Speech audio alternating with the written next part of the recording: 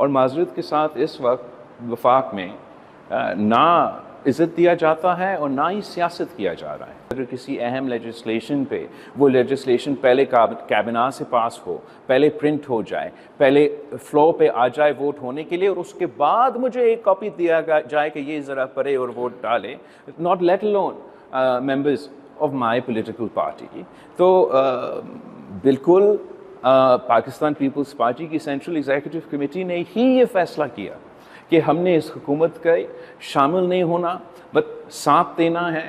حکومت کی بات کی تو یہ ایسا لگتا ہے کہ آپ وفاقی حکومت سے ناراض ہیں۔ وفاقی حکومت کے ساتھ جو معاہدہ ہوا تھا، جو آپ کی مشاورت ہوئی تھی، اس میں بھی آج کل جس طرح لگتا ہے کہ آپ وفاقی حکومت آپ کے ساتھ مشاورت نہیں کر رہی، معاہدے پر بھی عمل نہیں ہو رہا ہے۔ اور پھر یہ بھی ساتھ ہے کہ اس وقت جو مجموعی طور پہ آپ سی سی کا اجلاس بھی بلانے جا رہے تھے، اور آپ نے کہا تھا کہ ہم سی سی اجلاس میں بلائیں گے اور کچھ فیصلے کریں گے، اس کا کیا بنا؟ ویسے تو ناراضگی کا تو سوال ہی نہیں ہے، اور ناراض ہونے پہ تو سیاست بھی نہیں کیا جاتا۔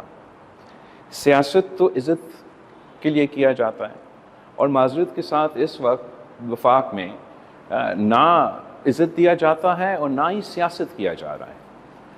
جہاں تک آپ نے ہمارا اگریمنٹ کی بات کی، بالکل جیسے دنیا بھر میں کسی بھی پارلیمانی نظام میں کوئی بھی اگر اقلیت حکومت ہو اور ان کا اگریمنٹ ہے، ان کا کانفیڈنس سپلائی کا سیاسی پارٹنر کے ساتھ، تو اس اگریمنٹ پہ عمل درآمد ہوتا۔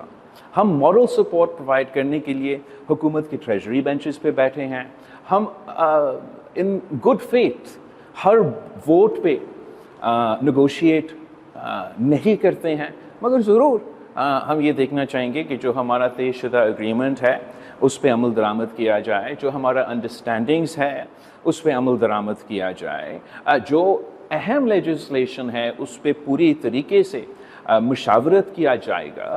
آپ کو بھی یہ you'd also feel disrespected اگر کسی اہم لیجسلیشن پہ وہ لیجسلیشن پہلے کابینہ سے پاس ہو، پہلے پرنٹ ہو جائے، پہلے فلور پہ آ جائے ووٹ ہونے کے لیے، اور اس کے بعد مجھے ایک کاپی دیا جائے کہ یہ ذرا پڑھے اور ووٹ ڈالے، not let alone members of my political party۔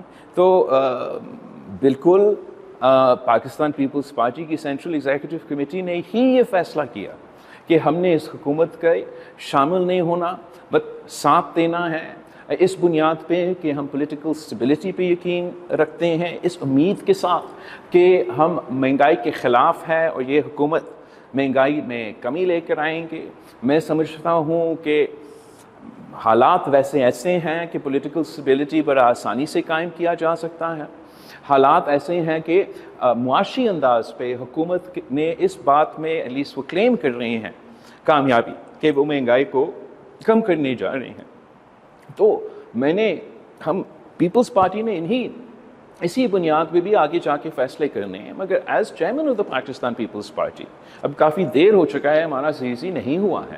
عام طور پہ دسمبر میں ہمارا سی سی ہوتا ہے، تو it's my responsibility to bring the ground realities, the facts before my party, اور جو بھی فیصلہ پارٹی کرے گا میں تو پھر پورا پارٹی اس سے باؤنڈ ہے، اور ہمیشہ جو بھی پاکستان پیپلز پارٹی کی سینٹرل ایگزیکٹو کمیٹی نے فیصلہ کیا وہ ہمیشہ ملک اور قوم کے مفاد کے فیصلے کیے ہیں۔ تو بٹ یہ ہمارا ایک پارٹی کا پروسیجر ہے، اس پارٹی کے پروسیجر کے مطابق میں تو چلوں گا۔ ہم سندھ سے تعلق رکھتے ہیں، سندھ کے ساتھ ایک بڑا مسئلہ ہے، ڈیموں کا مسئلہ ہمیشہ رہا ہے، ابھی پھر 6 کینالز بنانے کی بات ہو رہی ہے دریائے سندھ پہ، انڈس ریور پہ۔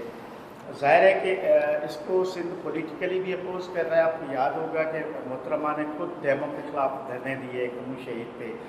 اس وقت سندھ میں ایک بڑی اپوزیشن ہے اس مسئلے پہ، مظاہرے بھی ہو رہے ہیں، احتجاج بھی ہو رہا ہے۔ ظاہر ہے کہ سندھ میں پاکستان پیپلز پارٹی کی گورنمنٹ ہے، وہ ایک حد تک ڈیبیٹ بھی ہو سکتی ہے اس سے۔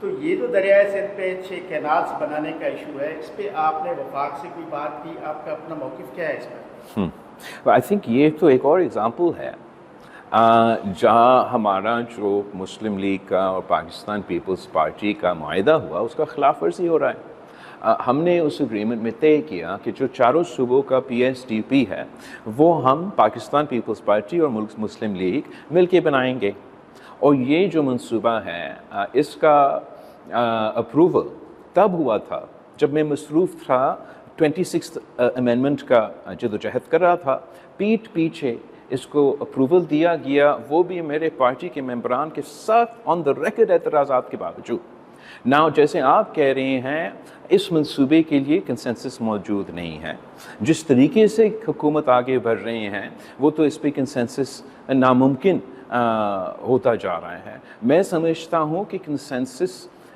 مختلف طریقے ہیں جس سے ہم اپنے بنجر علاقے کو زراعت کے لیے یا پینے کے پانی کے لیے پانی پہنچا سکتے ہیں۔ ہم نے ایسے بہت سے منصوبے تھر کے ریگستان میں لے کر آئے ہیں، RO پلانٹ سے لے کے سیلائن اریگیشن تک، جس پہ ملک کا کنسنسس بھی بن سکتے ہیں اور ہم پاکستان کے عوام کو کا پانی کا حق پہنچا سکتے ہیں۔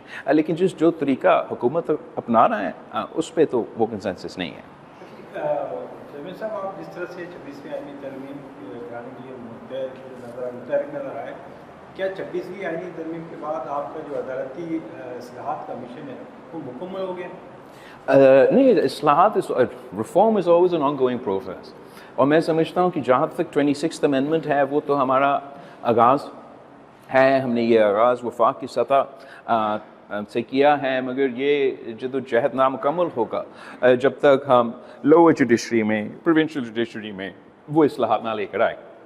اور میں نے تو چیف منسٹر صاحب سے ریکویسٹ بھی کیا ہے کہ وہ رابطہ کرے چیف جسٹس سے، چیف جسٹس پاکستان سے، سینئر پیونی جج سے، کانسٹیٹیوشنل بینچ کا ہیڈ سے، چیف جسٹس سندھ سے، اور ان سے انگیج کرے کہ ہمیں انپٹ دے، ہمیں گائیڈنس دے۔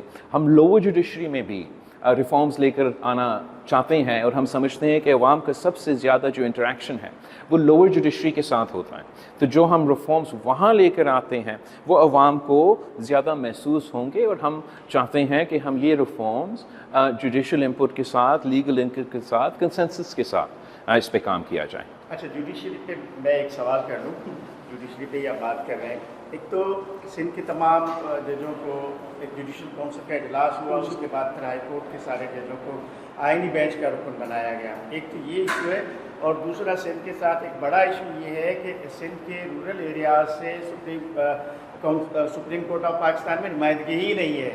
ماضی میں بہت زیادتیاں ہوئیں، سندھ کے چیف جسٹس کو نہیں لیا گیا، سینیارٹی کی بات ہو رہی ہے، سندھ کے کئی ججز کو سینیارٹی سے پیچھے کیا گیا۔ اب یہ مسئلہ ہے کہ ہماری سندھ کی نمائندگی نہیں ہے سپریم کورٹ آف پاکستان۔ بالکل نہیں۔ آپ کی دونوں سوال بہت امپورٹنٹ سوال ہے، جائز سوال ہے۔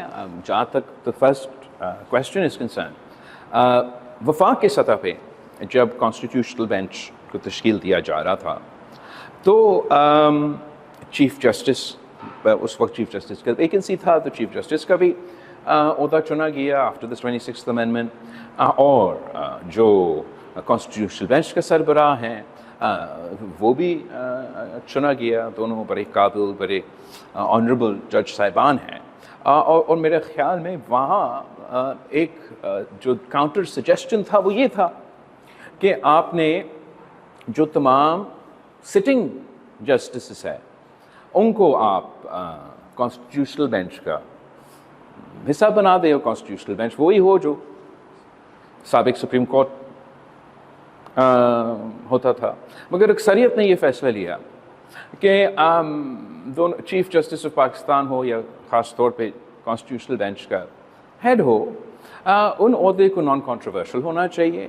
وہاں سے جوڈیشری کا جو یہ کچھ ججز کا عادت پڑا ہے کہ وہ بینچ سے سیاست کریں، they don't speak through their orders, they give political statements, they don't rule in line with the constitution, they bend the constitution for their political purposes to grant themselves executive powers, and وہ criteria کو، وہ ماضی کو سامنے رکھتے ہوئے جس کی وجہ سے ہم نے یہ 26th امینڈمنٹ پاس کیا، یہ سارے فیکٹرز کو مد نظر رکھتے ہوئے یہ فیصلہ کیا گیا کہ chief justice of Pakistan justice Yahya Afridi ہوگا، اور جسٹس امین جو ہے وہ کانسٹیٹیوشنل بینچ کا سربراہ ہوگا۔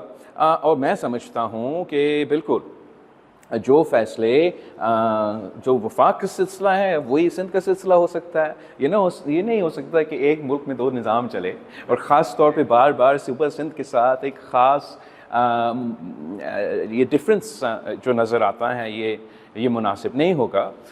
تو امید ہے کہ وہی ہوگا.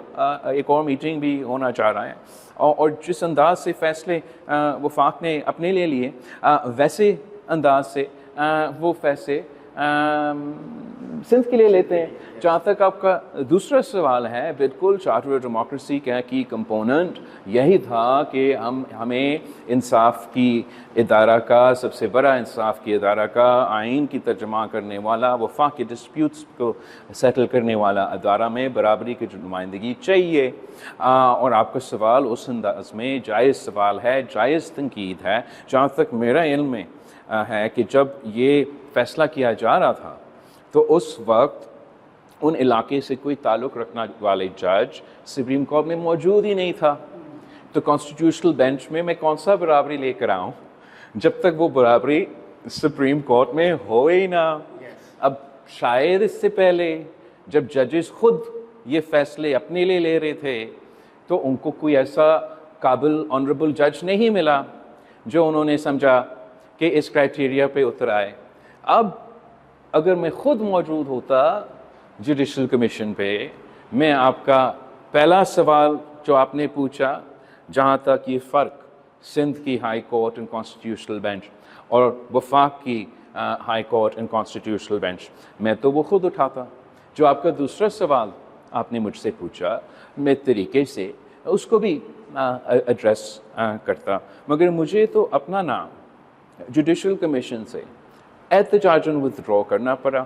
اس لیے حکومت وقت نے جو ہم سے آئین سازی کے وقت بات طے کی کہ پیپلز پارٹی اور مسلم لیگ کی برابری کی نمائندگی ہوگی جوڈیشل کمیشن میں، اس بات سے وہ پیچھے ہٹے.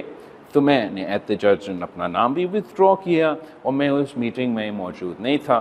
مگر میں ضرور اپنے ایک نمائندہ کو اپنا انپٹ، اپنا موقف ضرور دیں گے اور امید ہے کہ جو فیصلے کیے جاتے ہیں وہ ملک کے مفاد میں ہوں گے، وہ جوڈیشری کے مفاد میں ہوں گے. یہ ٹرانزیشن کو ہمیں اس anyway always gonna be a difficult transition. ہم اس ٹرانزیشن کو مکمل کریں، سب مل کے مکمل کریں، اور یہ پاکستان کے عوام کے مفاد کی باتیں ہیں.